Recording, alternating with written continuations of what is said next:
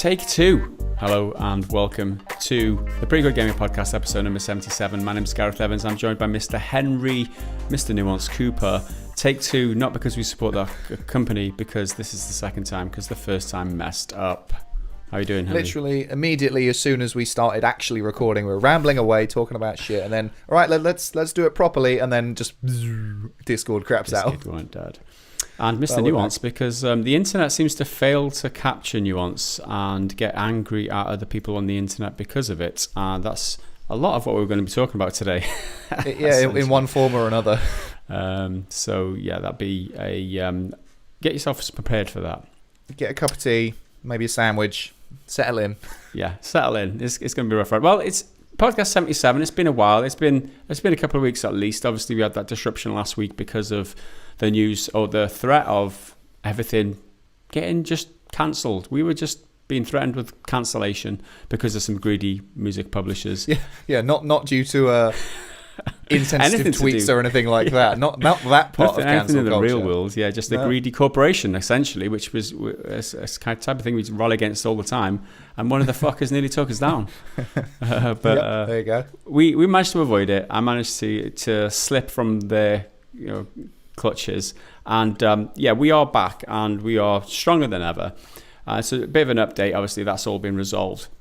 However, we have hedged our bets now, and we've started to branch out. So we have a couple of other platforms which we are now posting to in tandem with YouTube. Odyssey.com is the place to be, I believe. Definitely check it out. If you don't like YouTube, if you hate what YouTube's doing to creators, if you think that YouTube needs a reasonable competitor, all my content I produce, including my music content and what we produce here on PGT, is all being posted to Odyssey. You can literally skip YouTube now and still get all the awesome content that we produce. So go to odyssey.com/@prettygoodgaming, and that's where you'll find all of these posts. I think it's about time that YouTube gets a realistic competitor, right? Just got such a monopoly. Started in 2005? 15 years, and there's nothing that really comes close. People. But this could be the start of someone actually being a legitimate competitor. It is a new platform, and there's a lot of hype about it. Also, if you're not down with Odyssey, if you're already on a platform I think Utreon's an up-and-comer as well. I don't think it's released properly. Our channel is still being populated on that site, but utreon.com/c/prettygoodgaming is where you'll find us there. These links will be down in the description below, and also I'll put the Spotify link as well. Someone was asking for the Spotify link to these podcasts, which do go out on Spotify, so I'll post that in the link down there too. And that's your update for since last week. So if you're keeping up with what was going on, it's all sorted, and you can just bypass YouTube if that's your preference now, which is actually awesome. I can't wait for someone like Odyssey to just smack them in the arse and take away a lot of their creators. Hopefully that's what's about to happen. Anyway, we've got to talk about gaming and games and stuff. We haven't had a chance to discuss a lot of things, so we're probably going to be chewing the fat a lot of the time today. We've got a few things to discuss. However, top of the bill, Spider-Man changes his face. When that's a major controversy, which apparently it is because the way the internet is responding, we've got to talk about it. Yeah, and we're going to pick through the nuances of the crunch situation at CD Projekt Red over the Cyberpunk 2077. After that, we're going to go to the questions that will get put to us by our community over on the Discord channel, and then we'll be looking at Triggered Fanboy Comment of the Week, and then the other YouTube comments, and then the Bad Dad Joke of the Week to finish off. So Henry, what's all this controversy over the new face of Spider-Man? Yeah, I mean, that's kind of the beginning and end of it. Spider-Man now has a new face. So Spider-Man, the PS4 game from, 2018, is getting remastered to launch alongside the Miles Morales game for PS5. That's all well and good, even though there's been a bunch of different controversies around that to do with cloud not carrying over save files, it's not a free upgrade if you already own the game, and all this, that, and the other. I've covered it in bits and pieces throughout the past few weeks. But the newest one is that Spider-Man's face on Peter Parker, not Miles, Peter Parker Spider-Man, is now like totally different. It's not just, they've up-resed him and they've done some little tweaks here and there. It's literally a different face model. They've scanned some new bloke. I mean, they're both like models. They're both attractive blokes, right? And it's just a different guy. The problem is people getting angry over this, and it's like, why are they changing it? And it kind of reminds me, and it's got very many parallels with the Puddlegate incident, where it was like, you've changed our puddles, god damn it. And I'm like, well, if you look at his face, maybe his face is the same. The sun just moved. Maybe the sun moved and he changed planet and into an alternate reality. Yeah. I mean, there's nothing wrong with the new face. I don't think anyone really cares about the new face. He looks like a guy. It looks like he could be looks Spider-Man. like Tom Holland, right? That's one of my biggest things. Like, he looks very much like Tom Holland, who, if you don't know, is the current live-action version of Spider-Man. It's not him. Like, they are different people. Yeah. They just happen to look very, very similar. Especially in this new... It's not really a trailer. It's just a scene. It's one scene. It's where Peter meets Doc Ock, and Doc Ock gets the tentacles out for the first time and shows him, and they pour a drink together. Yeah, it's not coincidental though, right? I'm sure they've done this on purpose to make it look like Tom Absolutely. Holland. They found a model who just looks as much like Tom Holland without being Tom Holland as possible. I mean, it makes sense for them because then it helps the brand have a bit of consistency and continuity. But like, it is weird. It's definitely an odd thing to change just kind of out of the blue. It's like recasting an actor, but the voice actor is still the same. And I think Tons brought it up on Discord. It's like, maybe they changed it to look more like the actor. The actor, Yuri Lowenthal, is 49. He doesn't look anything like that. Yeah. This one looks younger than the original one. Yeah. He arguably looks younger than Miles does. Like, but again, like, is it really that much of a big deal? Why have they really changed it? So community director, what's his name, James Stevenson, posted on the PlayStation blog. It was a whole blog post about various changes like ray tracing and new features and new skins and shit, but then he explained why they've recast the face. So the quote is, in order to bring the best performances to players with our next generation Marvel's Spider-Man games, we have recast the face of Peter Parker. We loved working with John Bubniak. I'm going to go Bubniak. We loved working with John Bubniak on the original game. However, to get a better match to Peter Parker / Spider-Man actor Yuri Lowenthal's face capture, we have cast Ben Jordan to be the face model for Peter Parker on the PS5. He looks incredible in-game, and Yuri's moving performances take on a new life. So basically, this new kid his face structure and the bits of it that move are more similar to the voice actor Yuri Lowenthal's than the original guy, basically. Okay. If you want to do that, cool. It really doesn't affect me at all. I mean, I'd still play the game and buy the game, whatever. But if it makes that much of a difference, I can't really imagine how. But maybe it does when we see it in motion and actually in game and whatnot. Maybe he's going to be so much more emotive and it really makes a difference. But I don't know, man. What occurs to recasting the face model just for that, it seems like a bit of a exactly. Seems like a wasted expense because they're gonna have to pay this guy. Yeah, they've already got it in the tank. They have to pay the model and the animators and the artists and stuff to recreate this face. I don't know. What a waste of money? If you've got money right? to do it, like yeah. What a bloody waste of money. Like, how much different is the game going to be? Almost 0% to the player. So they've obviously done this for their own reasons, which is probably to align the movie franchise with the gaming franchise to be more recognizable face between the two. But is it really worth that much money? I don't know how much expense it's going to cost them, but what a waste of bloody money. I mean, like, I'm fine with it. Like, I really don't care. Although I guess if you're gonna buy it like later, so if you're playing Spider-Man PS4 on PS4 with the original actor, and then when the PS5 comes out, you just get the Miles Morales game because you're like, oh well, I've already got the normal one, I've already played it, and you're not giving me a free upgrade to this remaster, I'll just play it normally. But then if Peter shows up in the Miles game, you're gonna be like, who the fuck's this guy? That's not Peter Parker. That's some random other bloke who's just wearing a Spidey costume.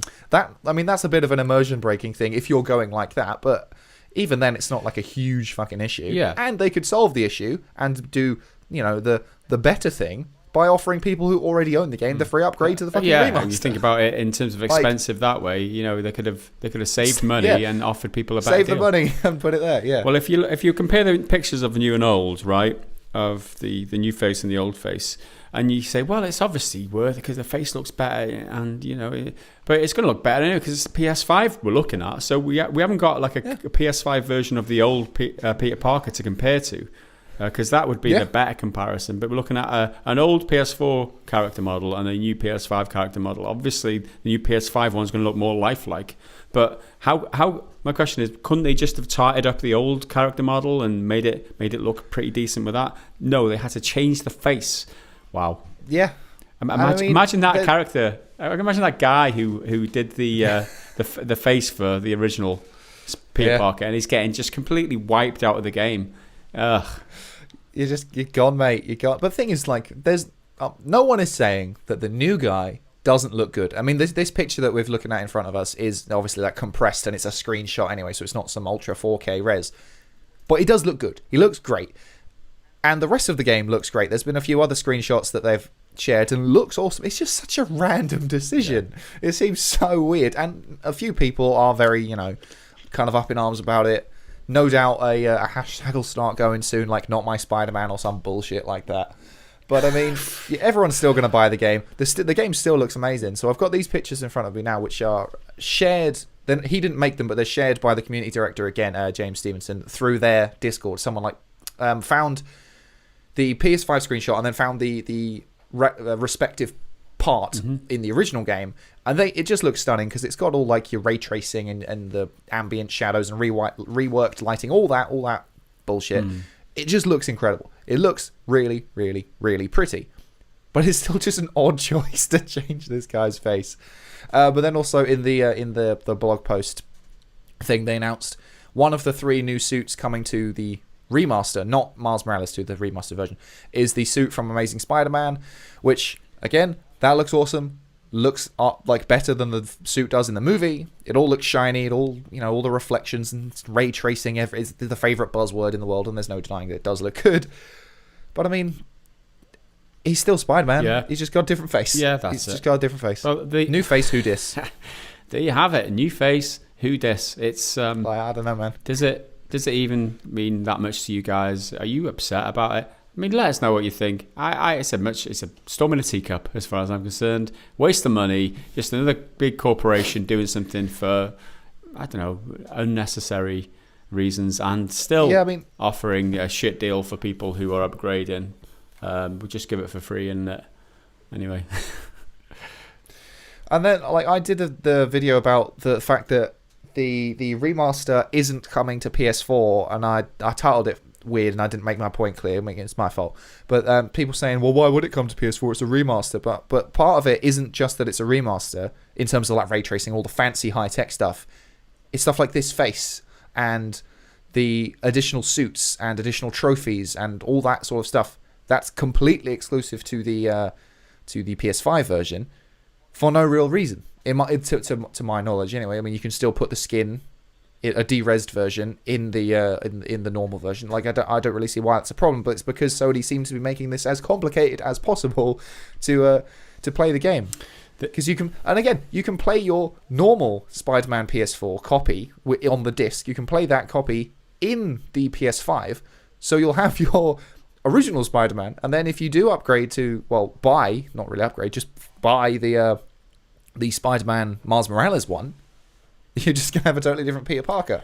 And then there's a question, if Peter Parker is in that game is available on PS4, so is this Peter, if he is in that game, are we going to see the new Peter or the old Peter? They've made it more difficult for themselves, and it's such an inconsequential thing. It is very complicated, and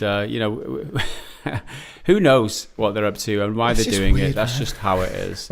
Talking about a complicated situation, Cyberpunk crunch culture. Oh my God, no crunch. CD Projekt Red suck. They're making their people work overtime. They're paying them for it, and they're giving them 10% of the profits of the company, annual profits. How dare they? I'm outraged. on behalf of other people that I will never meet. I'm totally offended, and you should all be cancelled. Is the sentiment flowing around the internet? That's not me talking. That's just some people. Okay, let's try and pick the bones out of this, because you covered it yesterday at the time of recording, and people fall on both sides. The majority of the huge groundswell of people are saying it's not a big deal. It's just an extra paid day's work, which they're mandating, but they're making it mandatory. So I've picked out a few of the comments in our comments section just to try and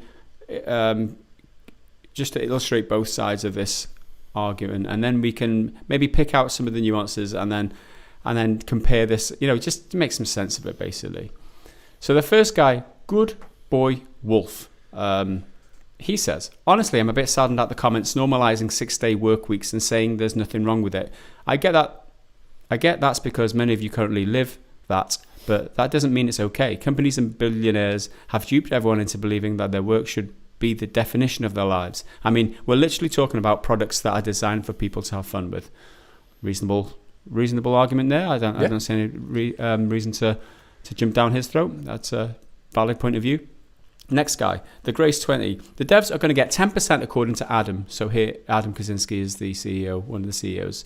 So here it is. So he's broken down all the figures, and he's looked at how much profit they made in 2019. So the 2019 profit and what 10% of that means for every single individual. I'm not going to read it all out, but it's somewhere in the region of 3,500 Great British pounds, which is probably just over $4,000 if you're that way inclined. And then between that and over 5,000 Great British pounds, between 5 and maybe between just over 4 and just over $6,000 each that they made last year, and they're probably, given the fact that Cyberpunk is releasing this year, it might even be more than that this year. So if you take that into consideration, the better that this game does, the more money that each individual human being working at CD Projekt Red gets in their pocket, which I think is phenomenal. I think that this is an amazing deal to have a huge corporation say, well, yeah, you guys are making all this these products for us, which we sell and make loads of money for, but you can have a huge slice of that, and we're just going to give that to you as a bonus every single year, no matter what. That, I think, is amazing. All companies should be talking about mandating stuff. All companies should be made to do that, I think. If they're making a huge loads of profit, I think that's a great deal. And so that just puts it in the terms, they have to work an extra day a week until the launch of this game, but they're all benefiting not only in the overtime that they're getting, the money that they're getting to do the hours, but also in the profits, share of the profits from when the game does really well, which we assume it's going to. Yeah, it's going to sell millions. So the next comment from Dio. A lot of people share this view, but just aren't as brave as Dio to say it. Oh, yeah. He says... There's totally a lot of people who think this. He says, I don't care if they nail their feet to the floor, as long as it's not delayed again. Yes, I'm that selfish. I mean, a lot of people don't give a flying hoot about other people's working conditions or whether they're made to crunch or not. And this guy illustrates it pretty well. So... I mean, I don't agree with it personally, but he just wants his game, damn it. And so next up, Ivan Isakovic says, 6 days a week with normal hours is hardly a crunch, wouldn't you agree? It's pretty normal in many industries. It makes me wonder if people cry out just in case, so it doesn't get worse, considered a bad history with crunch. So this is a good, valid point. Crunch is awful, right? When we say crunch, though, we do associate it with lots of horrible work conditions, 80-hour work weeks, being chained to your desk, being made to soil yourself. All these stories that we've heard in the media about crunch. Now, to call this crunch, I think, is a bit of a stretch. I would call it mandatory overtime. That is all it is, right? It is. I mean, yes, I might be minimizing it and undervaluing it or whatever it is, and Jason Schreier would totally disagree with me on this. But it's all it is mandatory overtime, mandatory paid overtime. It's not crunch in the same way that we associate crunch in our minds. And to say that crunch, this is just my opinion, by the way, and you're quite welcome to disagree with me in the comments. Be civil about it, though. I just don't call. I wouldn't call this crunch. I would never call this crunch. I've been made to do mandatory overtime in the past when I worked in the factory. We had this deadline to do. The boss came and said, "Listen, this is really important for the company. It needs to go out on time. We're going to pay you time and a half, but we need you to work the extra few hours or whatever it was."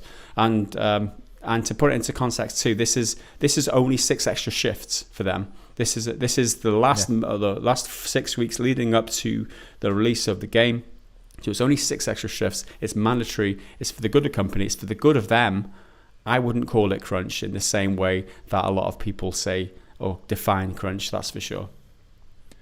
See, that's the whole thing. And my opinion was a little bit in the video, but I didn't really make it very clear. And part of that's my mistake because we've talked about it so many fucking times. Every time there's someone accused of it, like a Rockstar or Naughty Dog, we touch on it, and because of that, I'm like, well, I'm treading old ground. But of course, again, this is why it's my mistake. Not everyone will have seen every video we do on the topic, so I suppose I should reiterate every single time. But that's a pain in the ass. But this is why it's a tricky, nuanced issue, because 6 days a working week, especially for a limited time, as you say, it's coming out in just a few weeks. It's like 7 Saturdays or something like that. I can't remember. That's really not that bad. Many people have done much, much worse, including me. Like, I've done 16 days straight before, and it's fucking horrible. But I mean, job has to be done, so you do it. But there's a lot of buts in this line of stuff. But that's a whataboutism. So just because you do it doesn't mean that it's not bad. Like, oh, I work 7 days a week for months at a time. Don't hear me complaining. Yeah, but that doesn't make it good. Assuming that this is really bad, because that's true. Again, the next but why isn't this such a conversation in other industries?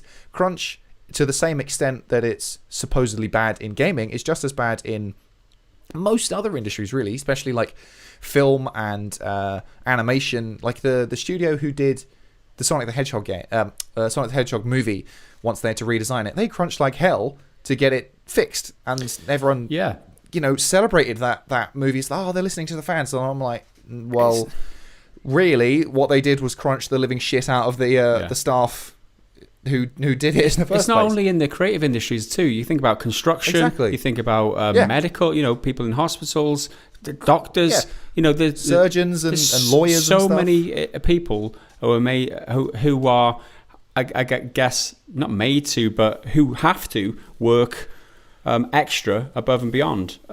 So there isn't. This isn't something that's separate from the rest of the working world. Like it's very common. Whether that's right or wrong, I mean, it's not for me to judge. But we are comparing here just to see how bad this situation is. Is it that bad?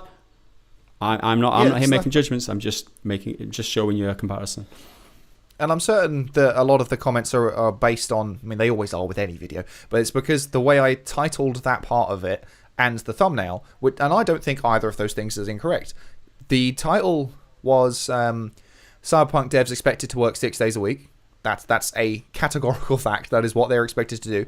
Then on the thumbnail, it was Cyberpunk crunch gets worse, which is also a fact, because their crunch, even if it's not bad, even if it's like 1 out of 10 bad, so really it's not that bad, it's now going to 2 out of 10 bad, which still isn't that bad if you're rating it like that, but it is getting worse. They've got to do the same amount of grinding every day for an extra day. That is worse. Maybe it's still not, getting cancer in your balls bad, but it's still worse than it was before. But my kind of problem with it is it's the promise side of it, where they said we're not going to do what they called it, obligatory crunch policy. We're not going to have an obligatory crunch policy or something like that. But now they're going back on that. Yeah, I mean, and again, things change. Things change all the time. But it's just an issue that, I mean, could have been resolved. And I don't know. This is part of the reason it's so tricky, because a lot of people are like, just delay the game, just delay the game. There's a lot more to it than just hitting a release date. They need to hit it before Christmas to boost sales. And it's Cyberpunk. It's still going to sell amazing anyway, but it's going to sell so much more because it's Christmas. There's all sorts of accountancy things. I'm not saying I agree with any of this, but this is just the way it works. Accountancy things with like tax, fiscal quarters and all that sort of stuff. Then there's the fact that delays don't actually alleviate crunch; they just keep it going. Well, that's what largely the reports are. Yeah, this is the problem with this reporting. But again, we don't know how bad it is. This is again with this reporting. They're stating these things like the categorical facts. How do we know that that's actually true? Like, where is the evidence of that? I mean, I'm of the mind that I'm not just going to accept what someone says as an opinion.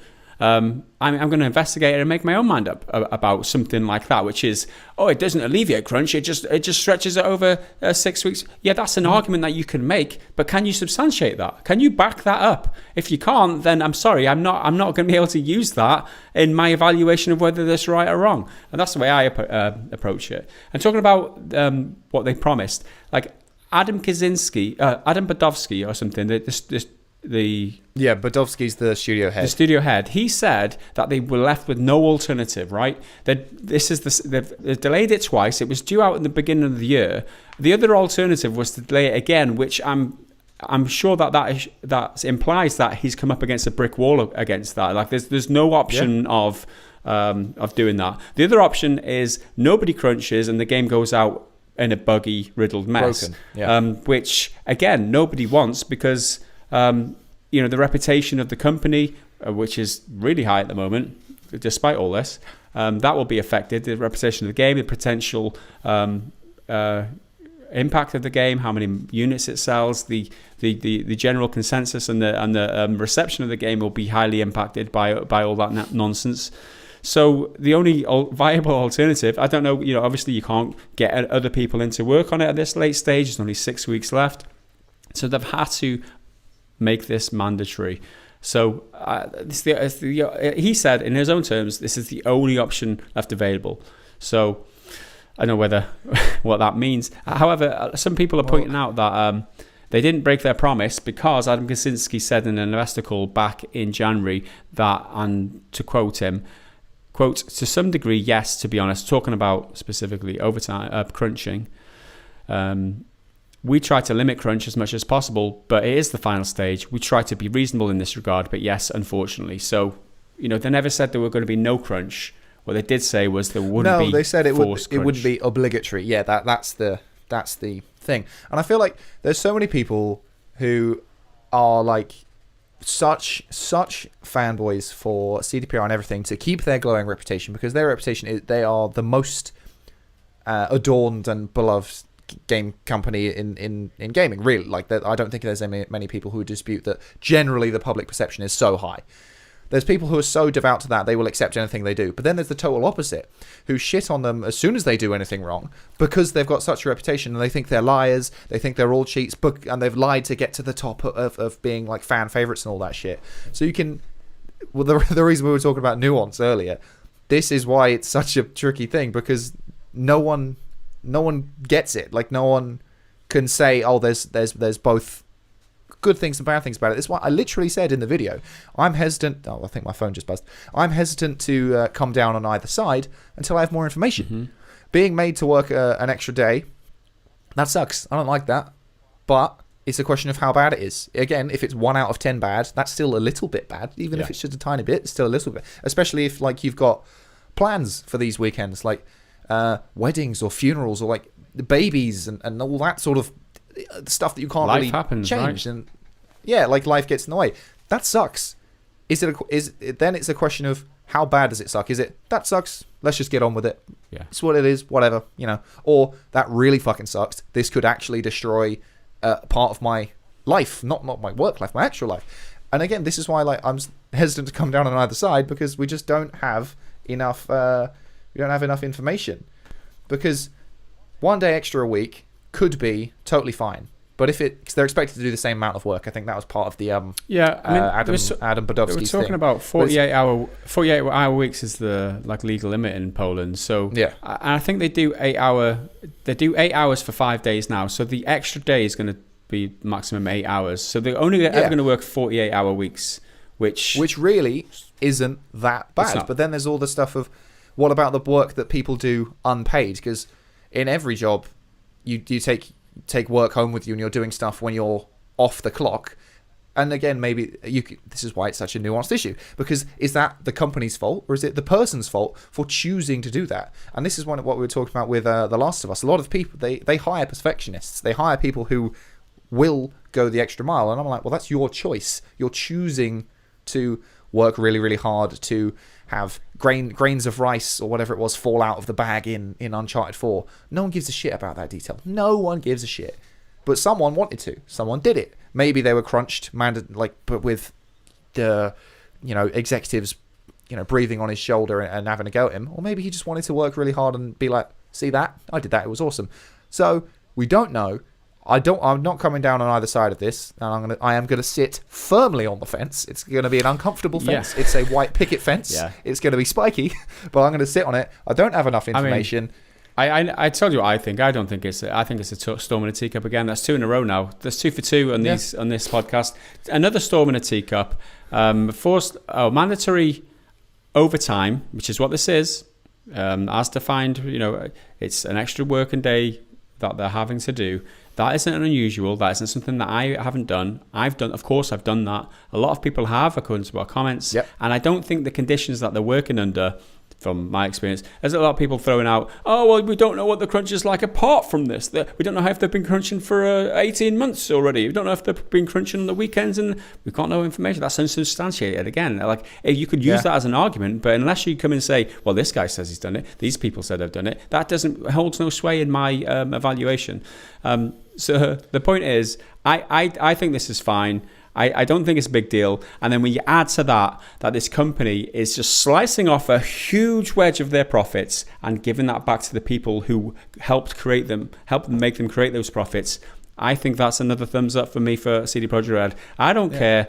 I've never liked to see, and this is what's crazy, right? And I'm going to leave it on this point. I've never liked a CD Projekt Red game. I don't like The Witcher 3. I didn't like Gwent. I'm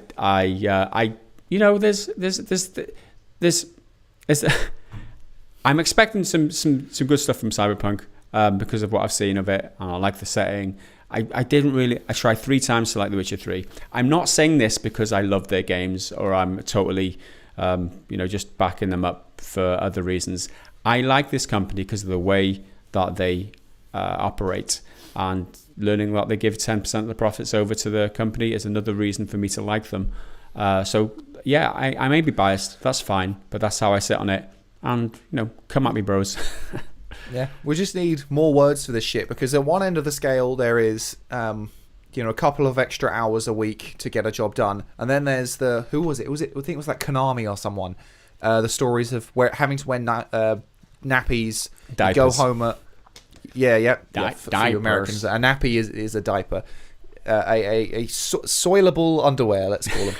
And then you go home at midnight, sleep for like 4 hours, and come back into the office straight away again. That's totally different to something like this, at least on what the current, the facts of the matter are, which we don't really know, because no employee seems to. There's a bug.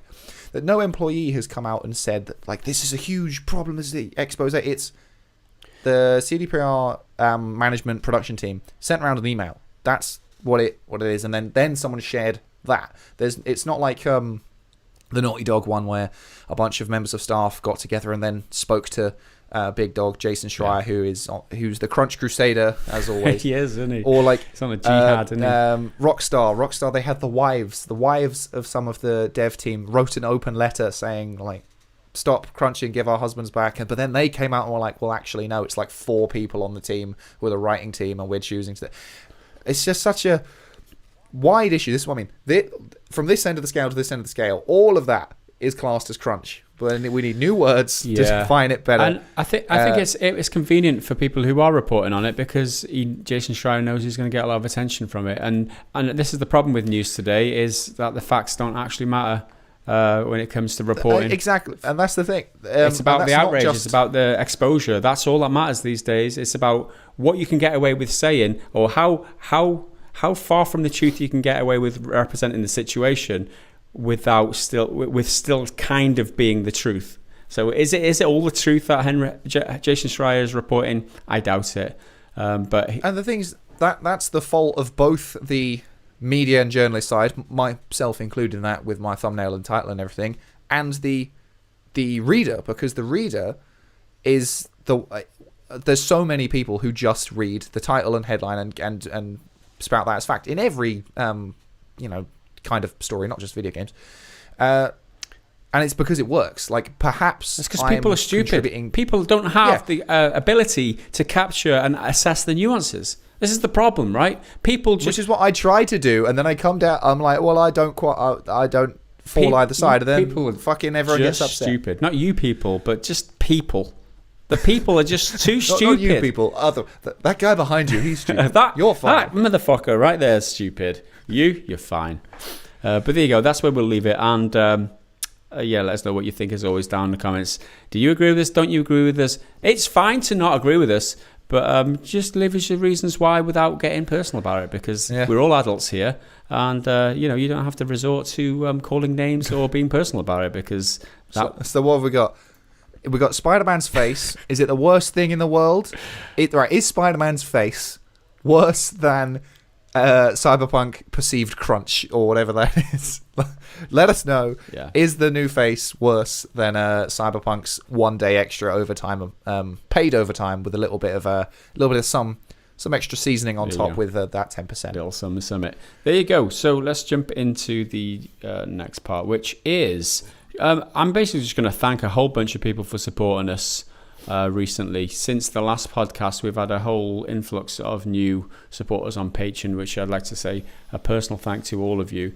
Because of the situation going down last week, we had a number of people join us, as well as before that too. So I'm going to read everyone's name out. So Ryan Purgent, $1. Thank you very much, sir. Thanks for your support.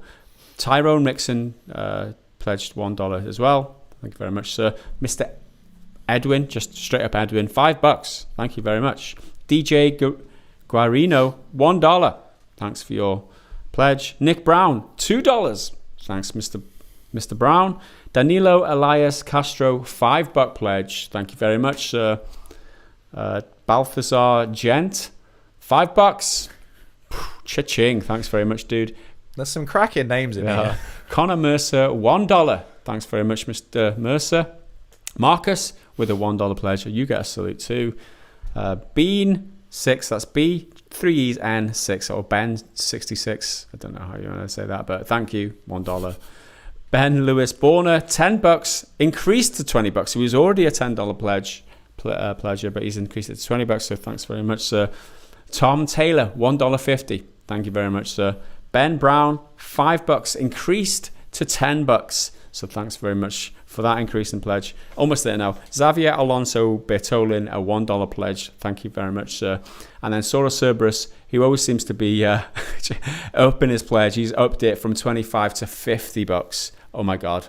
Huge thanks to Mr. SoraCerberus for that very generous contribution, and everybody who's contributed to the well-being of this channel, essentially. Without you guys supporting us, like I say, every week, we wouldn't be able to exist. So if you are interested in supporting us on Patreon and getting a shout on the podcast, it's well worth the $1. Head over to the description, patreon.com/prettygoodgaming. And for your service, for your generosity, you will get access to the Patreon-only part of the Discord, and also you'll be able to ask us questions in the podcast, and you get early access to this podcast. I mean, it's a value for money deal. Like, why wouldn't you want to do it? And on that note, let's jump into some of the questions put to us by our community this week. Right, the first one is, as usual, the quiz from Metal Shark, and this is probably a few weeks old now, so I think we're probably a bit rusty in our I need to try and find quizzing. This. Where is it? Right. From the 9th, which is a long time ago. Is it one for me, one for you? It's a head-to-head. I'll start reading it. All right. Another head-to-head this week after your close finish last podcast, whenever the hell that was. It was like 3 weeks ago. It's also the last of the higher or lower series, as it's time for a change with possibly another assist from Humvg 1994.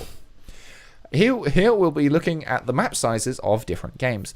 To begin with, we'll use Denbighshire as a reference point at 844 kilometers squared, so square kilometers. So, Is Just Cause 2 and 4, as it's the same size, larger or smaller than Denbighshire? So is Just Cause 2 larger or smaller than 844 square kilometers? Well, 844 square kilometers is the Denbighshire is where I live, so I should know, be familiar with that at the very least. I would say that Just Cause is bigger though, because this is we're talking about Just Cause 4 as well. Talking about a playground where they've got planes, got vehicles, and all sorts of stuff. This isn't the biggest county. I was looking at it yesterday because we're doing local lockdowns again. It's not the biggest county. I mean, I've got one village over that way, and then there's the barrier. I'm not allowed over that line from this afternoon. And then there's like a couple of villages that way is the barrier that way. So I've literally got a very narrow corridor of where I can travel. I've got one. There's 4 villages across is Denbighshire. I'm just just to illustrate how big that is. It's not that big. So I'd say Just Cause is larger than Denbighshire. I mean, I was going to say the same, but I feel like we shouldn't really go for the same. But I mean, I played one of the Just Causes properly. I played loads of 2, but I didn't ever finish it. And I finished 3. Fuck it. I'm going to say it's bigger. It's got to be bigger. It's huge. I'm going bigger. And it is larger at 1,030 square kilometers, and that's pretty hefty. Well, I suppose Just Cause is known for having like massive maps. Yeah. Okay, next up. So let me read this one because you're going to answer first. Okay. So number 2, is Assassin's Creed Odyssey larger or smaller than Just Cause 2/4? Assassin's Creed Odyssey, we're talking. That's the Greek one, right? Well, Odyssey is massive and it's full of shit, so it feels really big, even if it's not bigger. It's full of just crap. But is it bigger? I feel like Odyssey doesn't necessarily come up in the same way as Just Cause does, as being like record-holding giant maps. But maybe it is, because it is really big, and I feel like it's bigger than 1,000 square kilometers. So yeah, I'll say Assassin's Creed is bigger than Just Cause. Assassin's Creed Odyssey, I don't know. 1,000 kilometers is pretty damn big. Because it's got loads of like water in it as well.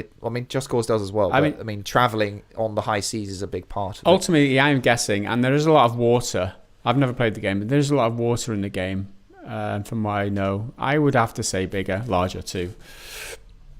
Let's have a look. It's wow. Jesus Christ! It's smaller at 256 square kilometers. Surprising our voices. It's smaller than Denbighshire. A map smaller than Denbighshire. What's the point of even making a game? Make Assassin's Creed Denby. So we fuck all there. There's a castle in There's more than one. There's 2 castles in Denbighshire, I'll have you know. And a fuck ton of sheep. Right, the next one. Too many Englishmen. Is Burnout. They are. I'm not there. I'm in my own little town, which is still not in local lockdown. Like everywhere around it has been, right. But Chester hasn't yet. Although it's definitely going to happen anytime now. Okay, is Burnout Paradise larger or smaller than Assassin's Creed Odyssey? Burnout Paradise. Yeah, it's a driving game. I would say it would have to. It's on an island as well, I think, because it's a paradise setting. I would just have to say bigger because you drive very fast, and it would be. You wouldn't have many opportunities to drive very fast if the map was small. So I'm going to say larger. If it's Denbighshire, my God.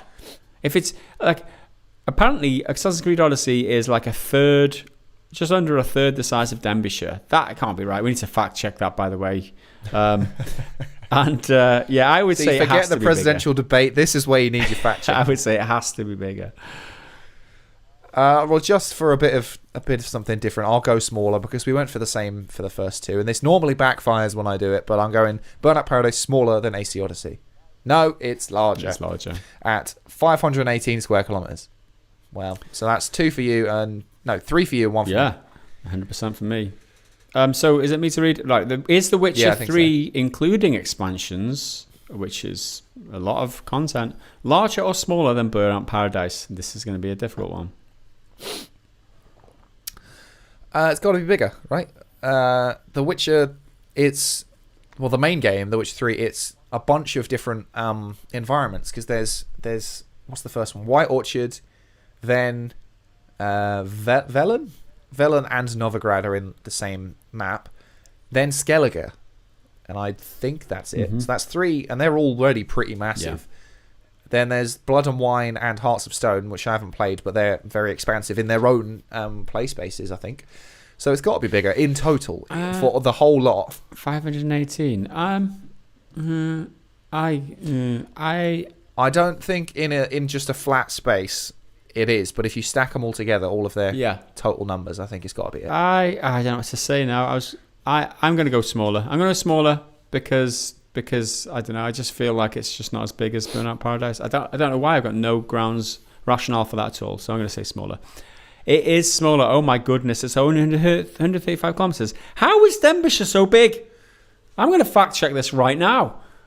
Denbighshire is like 5 times bigger than The Witcher.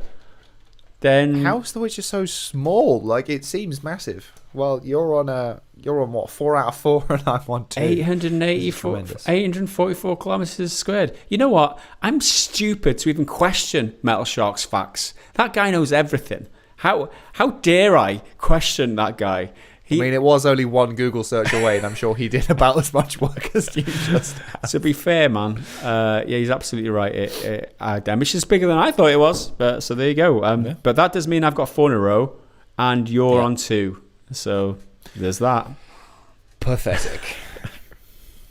Is it me now?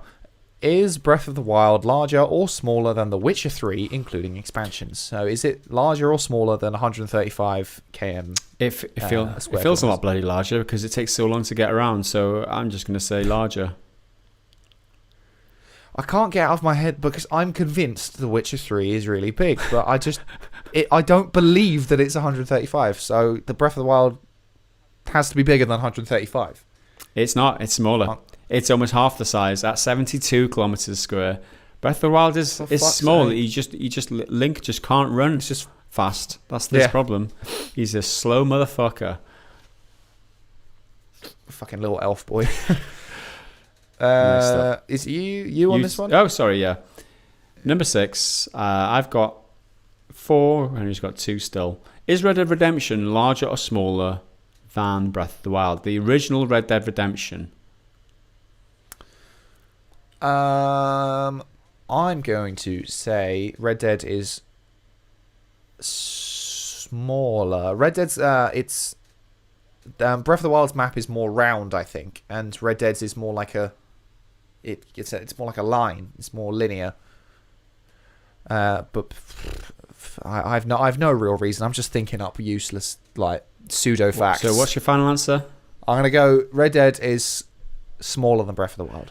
And apologies for a little disruption there. Henry's Discord is going crazy. So the question was, is Red Dead Redemption larger or smaller than Breath of the Wild? Your answer was smaller, correct? I can't fucking remember. Let's just say yes, probably. Yeah, it was smaller. I'm going to say smaller too. And the answer is smaller at 40 kilometers squared. I wish I could be more excited, but I'm so frustrated by Discord shit in the bed. We just edited out 20 minutes of us faffing around, so I'm sure you're more excited than us. Okay, next question. I can't even remember the score now. I think I'm on 5, you're on 3, and question 7, you're to read. All right, just let me find where the bloody thing is. It's vanished. Okay, is Far Cry 3 larger or smaller than Red Dead Redemption? Now, I have played Far Cry 3, but I can't remember. Far Cry 3... I don't believe it's bigger. For me to answer, let me answer first. Far Cry 3 is usually are usually bigger, right? And Red Dead Redemption is 40 kilometers, the smallest one. Yeah, I can't see it being smaller, so I'm going to say larger. I mean, yeah, Red Dead. I remember it feeling bigger, but that might just be because I played so much of that game. Like I played Far Cry, finished it, but then I didn't really go back to it. But I played Red Dead Redemption over and over and over again, so it can't be smaller than 40. It can't be. So Far Cry 3 is bigger. Yeah. It is bigger at 46 kilometers squared. So I'm on 6, you're on 4. Question 8, and me to read. Is Grand Theft Auto 5 larger or smaller than Far Cry 3? GTA 5's got to be bigger. It's huge. Yeah. It's vast. I say that too. Let's rush this through. Two biggers here, and it is larger at 130 kilometers squared. Not as big as Denbighshire, though, is it? Next up is Assassin's Creed Black Flag larger or smaller than GTA 5? Again, Black Flag, a lot of water. Yeah, Black Flag. I play that game, but I haven't gotten to like unlock the majority of the map. I don't know. I'm gonna say, I'm gonna say smaller than 130. Oh yeah, I think it's smaller because it's just not GTA 5, is it? GTA 5 is huge. Yeah. Everyone knows that. The answer is larger at 235 kilometers. Blimey. So there you have it. I've scored 7, you scored 5, and there's one left to go. Is World of Warcraft at present larger or smaller than Assassin's Creed Black Flag? I honestly have no idea. I don't know how big the World of Warcraft world is, but surely, because it's an MMO, it's pretty big. I mean, I don't know. But Black Flag's quite big. Like 235 is huge. How big was Just Cause? Because that was Just Cause was obscenely big. It's 1,000 kilometers. Fuck it. Black Flag's bigger. Why not? What have I got to lose? I'm already losing. So your answer is smaller. World of Warcraft is smaller. Yeah, World of Warcraft is smaller than Black Flag. I would say so too, because it's an MMO. You got to walk around everywhere. I'm not very familiar. I take that back. I don't know whether you can fly in World. Obviously, maybe you can fly in World of Warcraft. I don't know. I'm going to say smaller anyway. The answer is smaller at 207 kilometers. So there you go, Henry. You've had your arse handed to you today. I've scored 8. You've scored 6. Oh, did I get 9? I don't know. It doesn't really matter because I won either way. I mean, so there you have it. It could have been worse. I got a couple back towards the end. It's me going against the grain because I'm like, well, we've already picked this. Let's just go the other way because I have no other reason to. But it spices it up. It makes it more entertaining. I'm here for the banter. Here for the entertainment value. You keep telling yourself that as long as it makes yourself feel better for losing today. That's how I sleep. And thanks, Mr. Metal Shark, as always, for being MVP and coming up with these awesome quizzes every single week. No matter whether I win or Gaz wins, Metal Shark always wins. Yeah, exactly. And we always. I'm certain I've already said that before. And okay. Next, we've got an actual question now from Tons.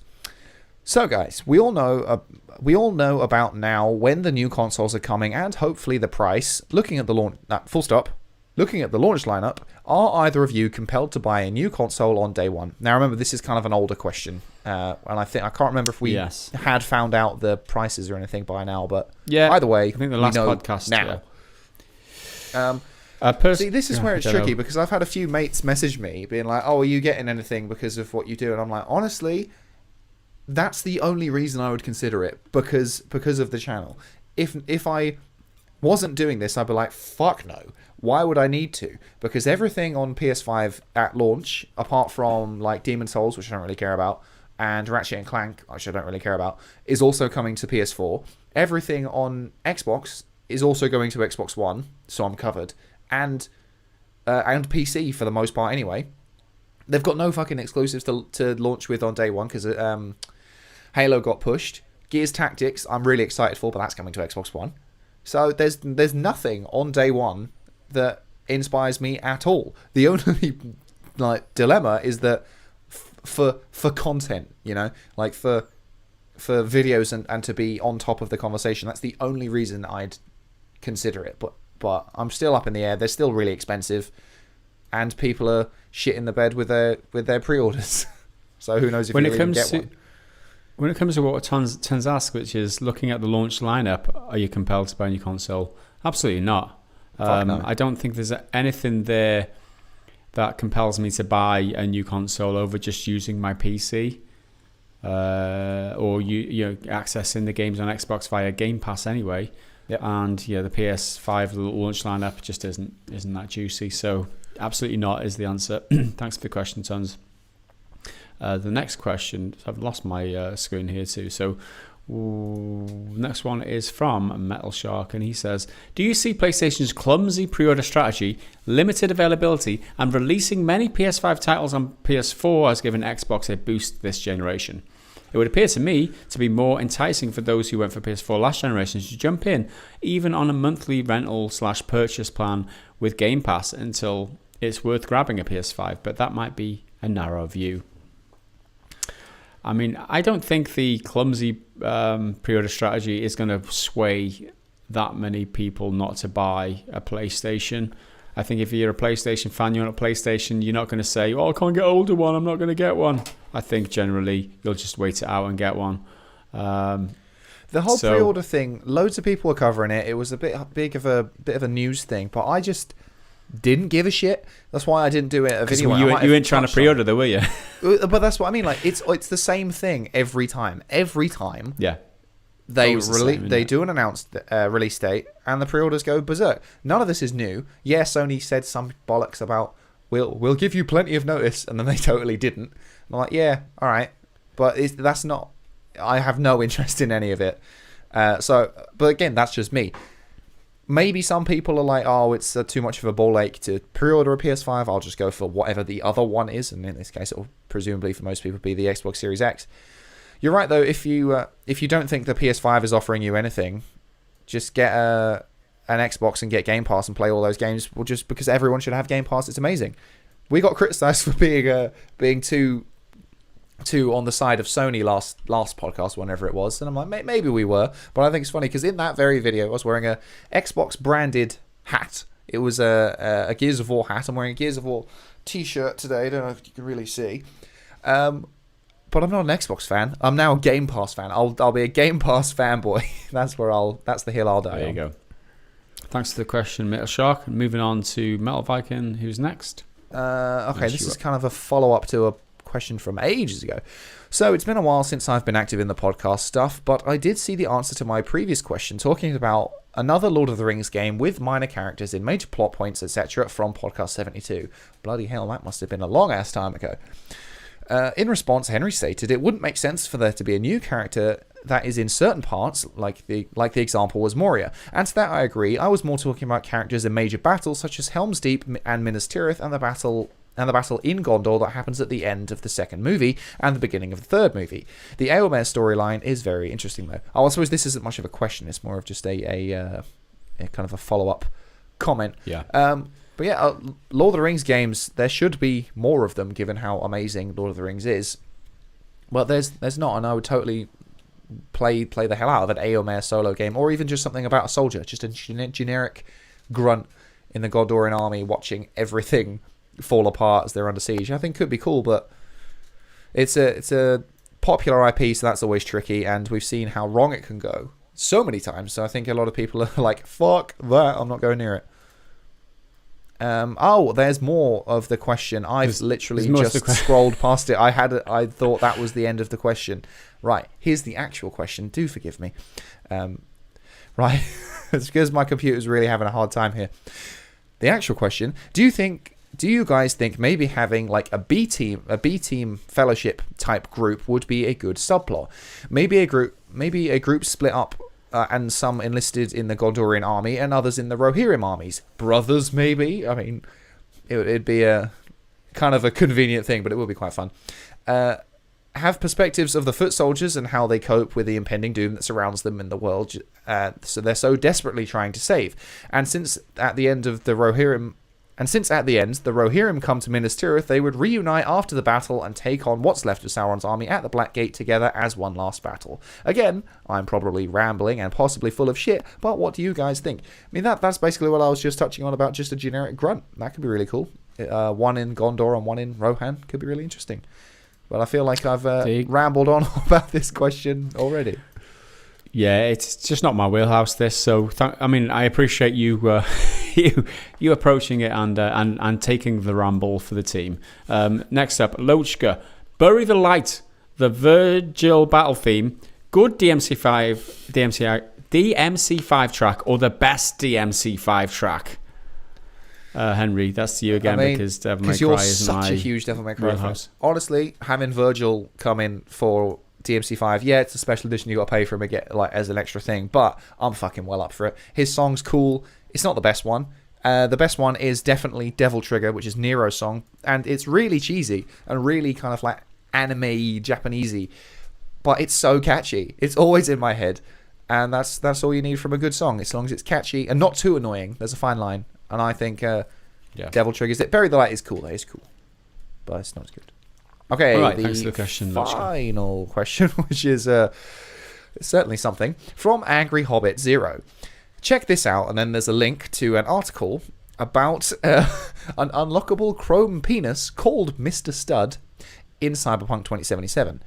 But the topic, old question: hood or no hood? Now, this is a topic I'm certain that we've touched on before, and I just don't give a shit. If there's an unlockable chrome penis, I'll maybe put it on, but you can't fucking see your character anyway, so as if any of it matters. Mm-hmm.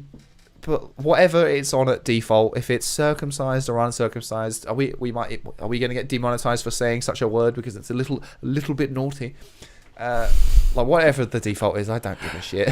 Or maybe I'll go nothing. I'll go nothing because you can be something else. A non-sexual person. I mean, whatever floats your boat in the cyberpunk world.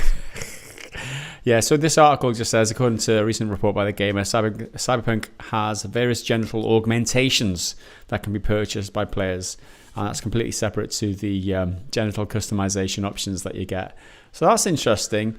I'm not going to jump into this is why they're crunching. They're crunching to put dicks in your video game. Not just dicks, but with and without the foreskin, right? They need to do both. I mean, you need to sit there on a Saturday, like animating a foreskin, and then the next Saturday you just animate friend's baby shower. You can't go to a funeral because you've got to stay in and you've got to work overtime and make a metal penis called Mr. Stud. Come home after a long day's work because you've been animating a foreskin. Day's work, eh?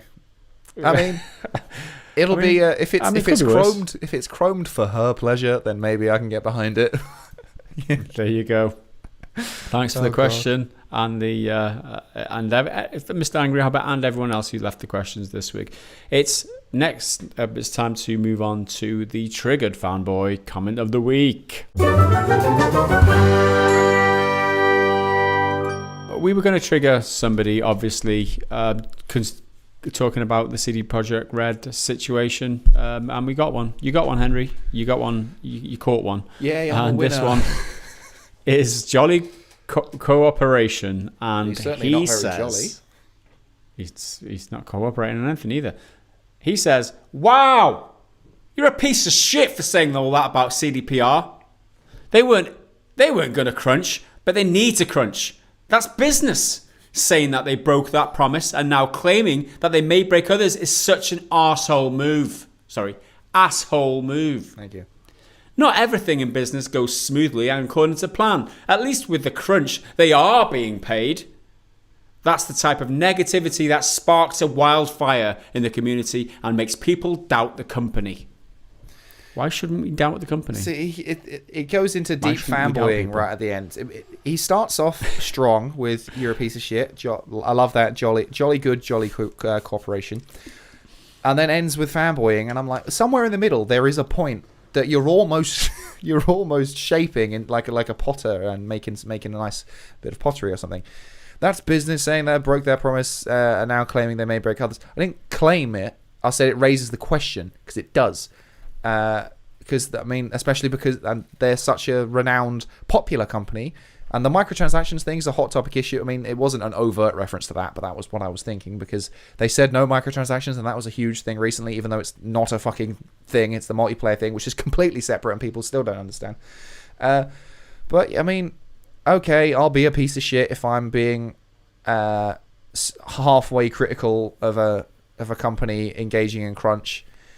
I feel like a lot of people thought that I was actively like shitting all over it, and a lot of people also thought that I was justifying it. But I'm like, again, I'm firmly wedged on this picket fence. It's very uncomfortable, but that's my spot for this afternoon. That's the problem. You tread the middle ground on the internet, and you get seen by the opposite ends of the spectrum as being on the opposite side to them. It's just your perspective, right? And all the coverage that you ever do, you pretty much always give a balanced view and then put your opinion in. And I can't see how people can get upset by that. Yeah, if you're a fanboy and like the thing that gets me about this guy and the thing that epitomizes and like cements the fact that he isn't a rational human being is the fact that he gets personal. Yeah. There's no need to get personal with people just because you disagree with them. That is the childish dick move. There's no need for that, right?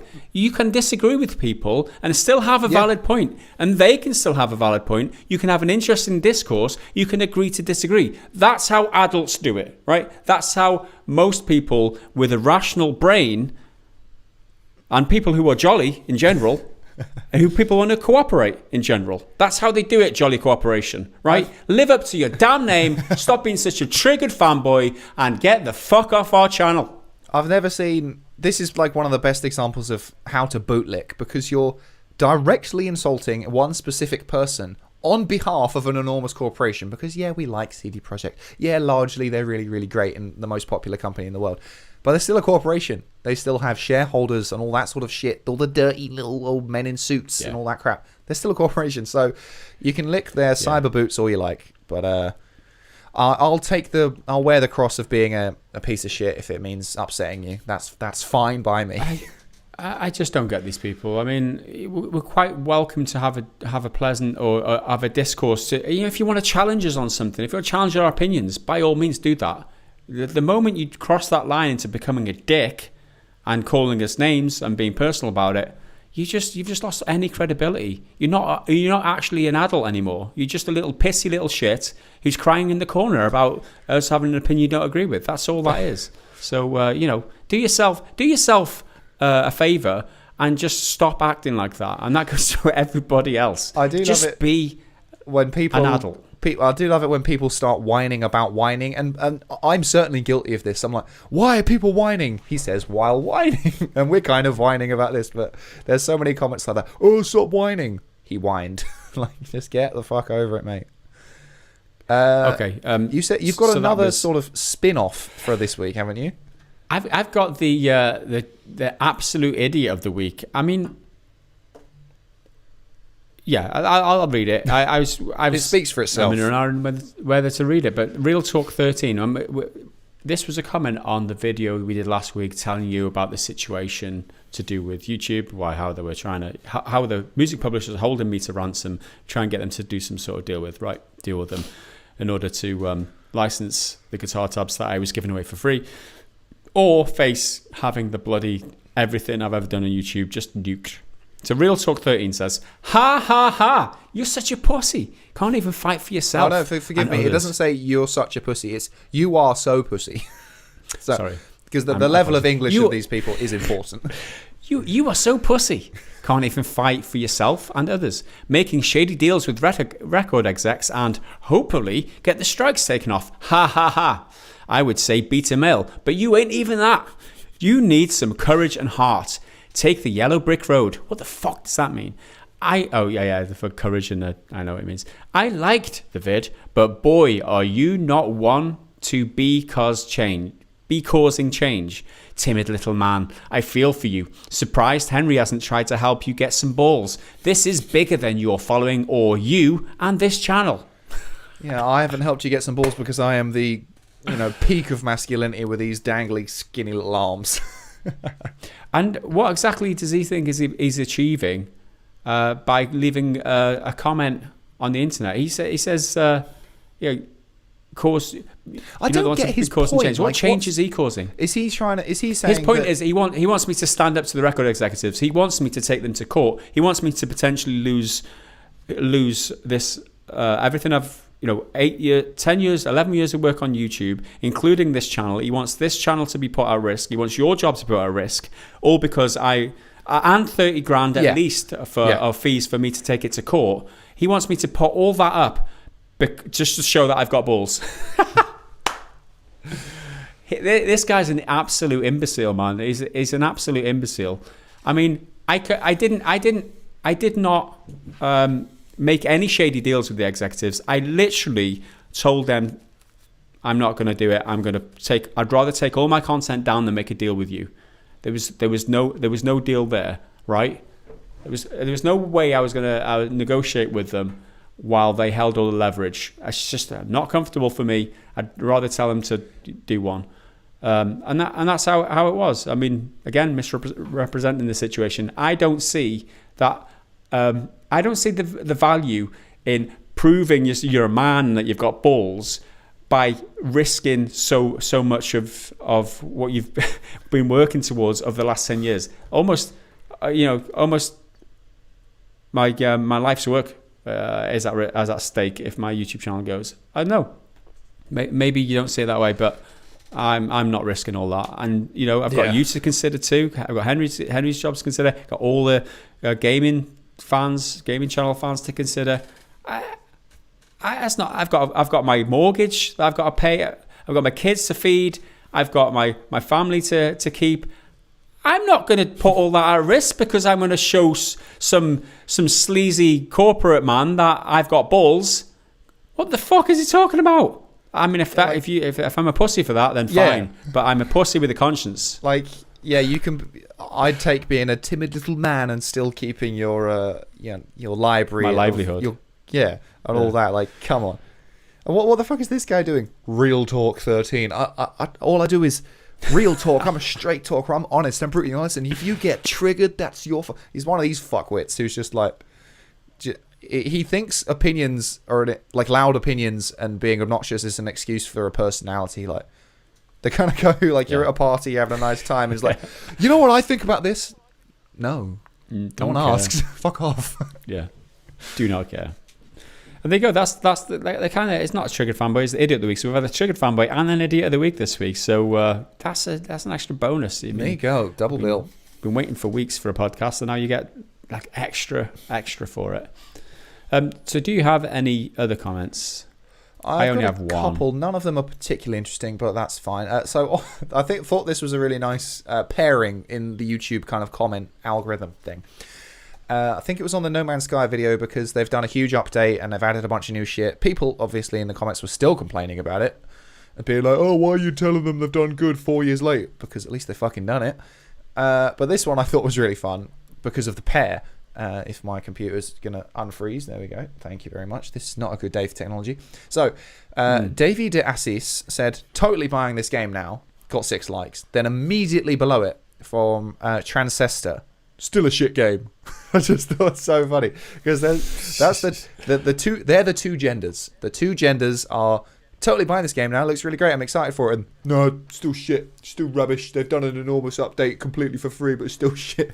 It certainly gave me a tickle because there's a lot like that. They go both ways. Have you got another one? I have one, and that was on yesterday's video 2, which you covered about a tattoo artist who was suing Take-Two about a basketball player's tattoo or something. Fr. Ted Crilly comments, "Greedy bitch, it's a tattoo." I like the simple ones like that. It's not a rant. It's just greedy bitch. Greedy bitch. That's the thing. There are a few comments being like, no, if I design a tattoo, I own it. But like, well, it's a huge legal kind of grey area. You don't own the intellectual property of that design. Like my tattoos, I've got tattoos. You can see them. I own this bit of my skin. It's my body and all that. But the original drawing of it, image, I don't own. And I'm fine to appear on camera with them because it's not like a recreation. The tricky part, and I don't agree with this girl going out of her way to sue them, by the way. Like, I think it's a bit far. She's technically allowed to, but it's a bit finicky. It's because an artist has had to go in and manually, put that on this CG creation. It is they are essentially recreating it. Copying it, and that's why she's got a problem. Yeah. Again, I'm like, come the fuck on, love. It's one tattoo on one guy in a roster of dozens. How much money are they making off that, really? Like how much, you know what I mean? How much extra money are they making selling the game because of that tattoo? And what money is she losing? That she's got to prove damage. She's not going to win, and if she does, it's just going to be money thrown at her. She can't prove damages because she's not losing anything. She hasn't practiced tattooing since like 2009, and 2K and WWE could very easily make a case that if they removed his tattoos or they covered them up, that would damage the brand because it's not truly representative of the man or the character that is Randy Orton. So it's a really interesting one. But yeah, greedy bitch is a tattoo. Your words, not mine, buddy. It's condensing it all into... Yeah. So I've got a have another selection of comments here, which are all the same sort of thing, and it's about a game called Disintegration, which launched like this year and is already having its server shut down. It's a bit of it's a shame. I don't play the game, but it is a shame because it's so new. And these comments sum up exactly why it's happening. I have 4 in a row, all back to back, and there were loads of them. There were loads just like this. I had no idea this was out. I thought it was a next-gen game. Next one. Never even heard of Disintegration before. Next one. Never heard of Disintegration. Good job to the publishers on that. Next one. I've never heard of the game. Was it advertised anywhere? Check Steam. It was on Steam. Holy crap, someone in the advertising department dropped the ball hard, and there are loads of them like that. Like, people just didn't know what this fucking game was. I sort of tangentially knew what it was just from covering gaming news. Oh, there's a game called Disintegration. It's about robots, and it's sort of like an RTS FPS. Okay. But yeah, no one fucking knew. That's the reason it's failed, because no one played it. No one. That's it. You just need to get people need to know about your game in order to play it. That's it. Exposure is a big thing. There you go. I do have one final one. One more. And I don't even know what video it's on because it's irrelevant. And I just thought it was very simple. From Kakeri01. No fun, come on. Kakeri01. All it says is, I did enjoy. And I think it's probably because of, like, at the end of the video in the outro, it's like, if you enjoy the video, hit like and comment and all this, that, and the other. So maybe you should. I did enjoy. Thank you. Thank you very much, and thank you everyone for your comments on our YouTube channel, because it does improve the what do they call it? The engagement. Even if it's abuse. Even if it's abuse. Yeah, there you go. Thanks, everybody. So let's move on to the next segment, which is the bad dad joke of the week. All right, Henry. I'm going to get this from the Discord, because bad dad jokes on the Discord are the ones that you laugh to. You don't laugh to the ones out the tin anymore. So they're just not funny anymore. They front-loaded it, so when you open it in the shop, you look at them like, oh yeah, these are pretty good. These ones aren't so much like joke and punchline. They're just like to be read off as like, what do you call a not them types of jokes. They're just ones to read. So let me go the first one, and then we'll see we go from there if we need another one. As I handed my dad his 50th birthday card, he looked at me with tears in his eyes and said, "You know, one would have been enough." Yeah. Always right. Tempering those expectations. And then the other one, which I found, where is it? I got it here. They said I couldn't be good at poetry because I'm dyslexic. So far, I've made 3 jokes and a vase, and they're lovely. What? Right. This bot is brilliant. Poetry, who just generates them. Pottery. I mean, anyone can contribute, but the bot that is in there now just kills me. Like this one, I've looked at before. As I put my car in reverse, I thought to myself, "This takes me back," because it's just stupid. It's stupid fun. But it's just great. Play on words. They're great. They are bad dad jokes, and there you go. Exactly. That's met the criteria. So that is the end of the podcast this week, unfortunately. And there's nothing left to do except say goodbye to everybody, and thanks for watching and listening to our voices. So again, before we leave, if you do want to join the Patreon, head to patreon.com/prettygoodgame and you support the channel. You know that you're going to be helping us bring content in the future, as well as get early access to the podcast, and you get to ask us questions in the podcast, and you get your name read out in the podcast too. I mean, it's triple whammy. It's well worth the money. So go and check out Patreon if you want to support us. And then lastly, on behalf of Henry and I, we will see you again next week. Thanks for watching. Bye for now.